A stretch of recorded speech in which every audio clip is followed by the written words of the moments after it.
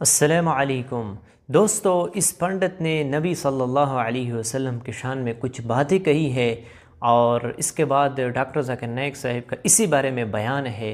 ज़रूर इस वीडियो को देखें, बहुत ही ज़बरदस्त वीडियो है। इस पंडित ने जो बातें की है इसके बाद ज़ाकिर नाइक साहब के, सबसे पहले ये वीडियो देखें, इसके बाद बात करते हैं। कोई भी सूफी संत महात्मा ऋषि मुनि जितने भी आए हैं धरती पे, पैगंबर रसूल जीसस जितने भी आए हैं, जितने भगवान के अवतार हुए हैं, वो पूरी दुनिया में पूरी कायनात के लिए आए हैं।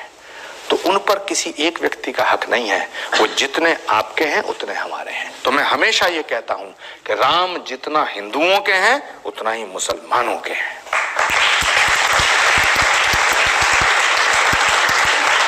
और पैगंबर मोहम्मद जितना मुसलमानों के हैं उतना ही हमारे हैं।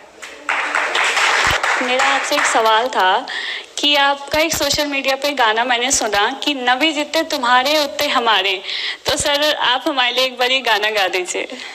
वो मेरे द्वारा लिखी हुई एक नज्म का हिस्सा है जो मैंने प्रॉफिट मोहम्मद साहब के लिए लिखा उनके बर्थडे पे। मैं एक प्रोग्राम में इनवाइट किया गया हैदराबाद में।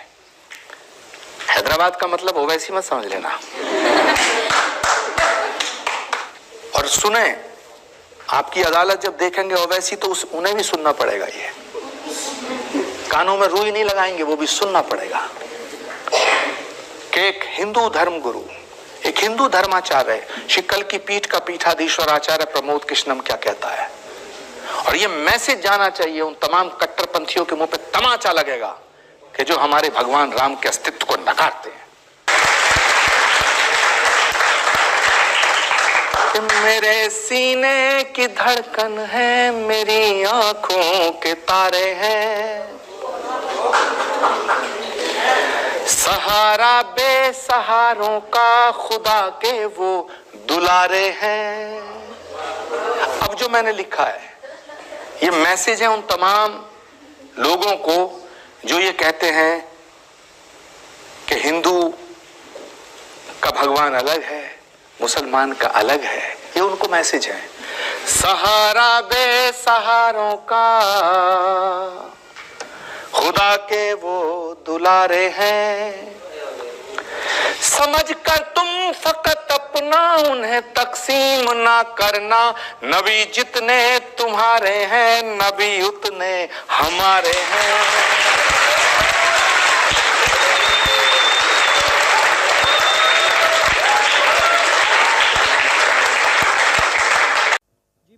जी सवाल पूछिए आप। आपका नाम? मेरा नाम जावेद वजीर मसीह है। भाई साहब गैर मुस्लिम। और मैं मज़ाहिब का तालिब इल्म हूँ और आपका बहुत बड़ा फ़ैन हूँ। इसी तरह से मैं डॉक्टर इसरार अहमद साहब का भी फ़ैन हूँ। भाई साहब आप और इन मुसलमान सबसे बढ़कर भाई साहब आप मुसलमान मुसलमान है क्या गैर मुस्लिम है? जी मैं क्रिश्चियन हूँ। जी हाँ जी पूछ सकते हैं। मैं आखिरी नबी मोहम्मद सल्लल्लाहु अलैहि वसल्लम का भी बहुत बड़ा फ़ैन हूँ और फॉलोअर हूँ। मैं एक दो बात करना चाहता हूँ।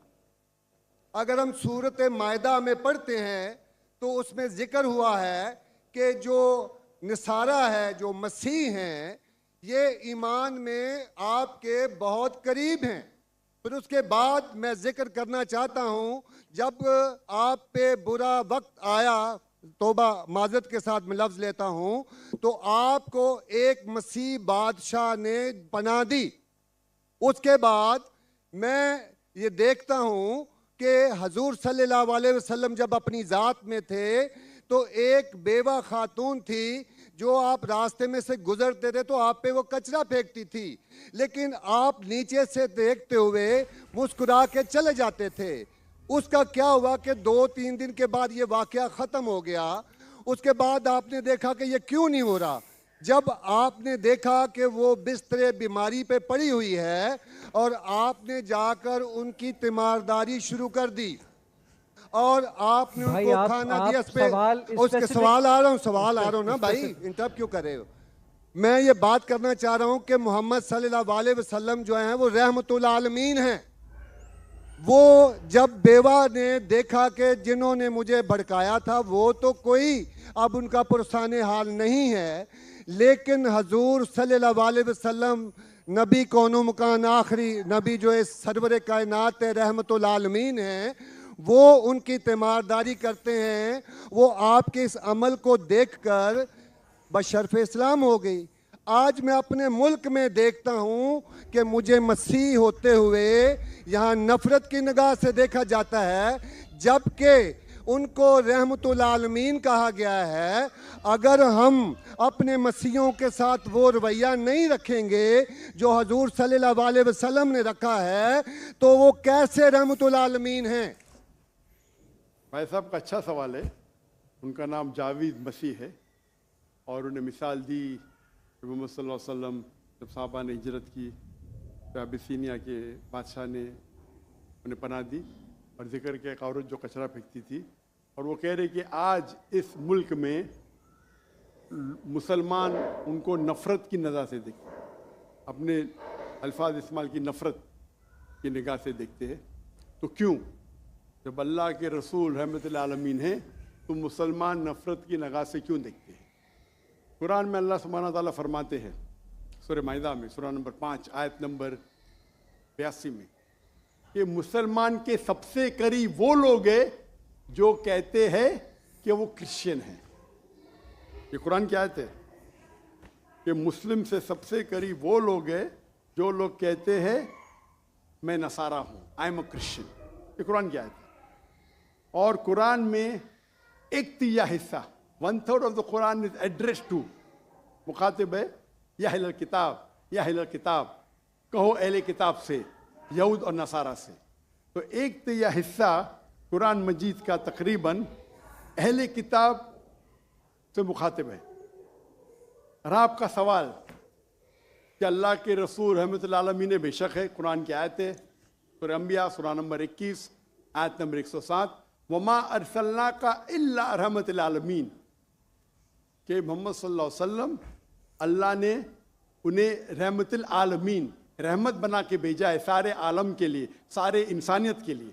वो बेशक है, उस पर कई किताब लिखी गई। अगर आपको मुसलमान नफरत से देखते हैं, उसकी वजह जानना ज़रूरी है। मुसलमान तो दूसरे मुसलमान को नफरत से भी देखते, नहीं देखना चाहिए, नहीं देखना चाहिए। अगर वजह एकदम सही है, मैं नहीं जानता हूं क्यों देखते हैं। अगर मैं एक शख्स को देखूंगा जो एक लड़की को छेड़ रहा है तो मुझे भी उससे नफरत आएंगी, चाहे वो मुसलमान हो, चाहे हिंदू हो, चाहे मसीह है। आप समझे ना? तो उस वक्त मुझे हिदायत दी गई है, अगर एक इंसान कोई खवातीन या कोई लड़की का बलात्कार कर रहा है या ज़िना बिल जब्र कर रहा है, तो रहमत क्या कहती है? अरे रहमतुल आलमीन, क्या बोलेंगे? सलाम अलैकुम बोलेंगे आप उसको, क्या कहेंगे? अगर आप बलात्कार देख रहे, ज़िना बिल जब्र हो रहा है, आप क्या कहेंगे? मैं मुसलमान हूँ, अस्सलाम अलैकुम। अल्लाह के रसूल की हदीस है, अगर कोई बुरा चीज़ देखते हैं तो हाथ से रोको, हाथ से नहीं रोक सकते तो जबान से रोको, जबान से नहीं रोक सकते तो दिल में कोसो। ये मिसाल दे रहा हूँ मैं नहीं कहता हूँ कि आप बुरे इंसान हैं, मैं नहीं कहता हूँ कि आप गलत काम कह रहे, लेकिन अगर कोई मुसलमान, मैं आपको नफरत की नजर के देख रहा हूँ, जावेद भाई मैं आपसे मोहब्बत करता हूँ, जावेद भाई मैं आपसे मोहब्बत करता हूँ, on the microphone please, on the microphone, I love you too, खलास। तो आप ये जनरल स्टेटमेंट देना कि मुसलमान मुझसे नफरत करते हैं, मेरे लिए गाली हो गई ना? नो सर, माजरत, मेरे अकेले साथ नहीं, मेरे तो बहुत अच्छे अच्छे दोस्त हैं, बल्कि बहुत से उलमा मेरे दोस्त हैं। माशाअल्लाह। इज्तमाई तौर पे कोई एक आदमी गलती करता है तो हमारे चर्चेस के ऊपर चढ़ाई हो जाती है, हमारे सामने हमारे ईमान की धज्जियां उड़ाई जारी होती हैं और हम खामोशी से एक गिद्दड़ की तरह खड़े होकर देख रहे होते हैं, क्योंकि हमें ये नहीं सिखाया गया है। मैं इज्तमाई बात कर रहा हूं। अभी पिछले दिनों ये पूरा जो है पूरा है। भाई साहब ये सवाल जवाब का सेशन है, तकरीर का सेशन नहीं है। तकरीर के सेशन के लिए आप एक हॉल हायर कर सकते हैं। आपका सवाल आपने पूछे, मैं जवाब दिया। अगर कोई शख्स बिना वजह आपसे नफरत करता है तो गलत है। और कुरान की तो आयत है, जितने भी गैर मुसलमान है सबसे करीब है जो नसारा है। अगर आप कुछ गलत काम किए और कोई नफरत करता है, वो भी कुरान की आयत है। कुरान की आयत है सूरा नंबर 41 आयत नंबर 34 सूरह फुसिलत चैप्टर 41 वर्स 34। अगर कोई आपके साथ बुरा बर्ताव करता है उसका बदला अच्छाई से दो। जावेद भाई, मैं आपसे बात कर रहा हूं। अगर कोई आपसे बुरा बर्ताव करता है तो कुरान फरमाते, अल्लाह ताला फरमाते, उनसे अच्छा बर्ताव करो। आपको क्या पता कि आपका दुश्मन आपका दोस्त बन जाएगा। जो कुरान की आयत है सूरह फुसिलत सूरा नंबर 41 आयत नंबर 64। तो अगर कोई मुसलमान कुरान पे अमल नहीं करता है तो वो नॉन प्रैक्टिसिंग मुस्लिम होगा। मतलब हर मुसलमान तो मैं नहीं कह सकता अच्छा है। और अगर कोई एक शख्स कोई गलती करता है, आप जैसा कहे कि पूरे कौम पे चढ़ाव करना बिल्कुल गलत है, इस्लाम में भी नहीं है। अगर कोई एक शख्स गलती करता है और वो सजा का हकदार है, उसको सजा मिलना चाहिए। उसका मतलब नहीं पूरी कौम। इनफैक्ट अगर आप हिस्ट्री पढ़ेंगे, आप तारीख पढ़ेंगे, आप तारीख में पढ़ो, चाहे वो 6वीं सदी की हो, 7वीं सदी की हो, 8वीं सदी की हो, आप देखेंगे सबसे महफूज अगर कोई जनरल दीन को फॉलो करने, वो इस्लाम के रूल में। इस्लाम अगर रूल कर रहा है उस शहर को, तो जितने गैर मुस्लिम थे वो अपने आप को महफूज समझते थे। क्यों? इस्लाम में है कि आपको इस्लाम कबूल करने का करो, नहीं करने का नो प्रॉब्लम, एक जजिया दो। ये जजिया कुछ बड़ी अमाउंट नहीं, आपकी इनकम टैक्स से बहुत कम है। जजिया मतलब आप मानते हैं कि ठीक है आपको इस्लाम नहीं कबूल करने का, लेकिन मैं आपके अंदर पनाह चाहता हूं। तो जिजिया टैक्स आप देते, आप कबूल करते, और जब जिजिया टैक्स देते आपको प्रोटेक्शन मिलता है। इस्लाम में कहते हैं दिम्मी।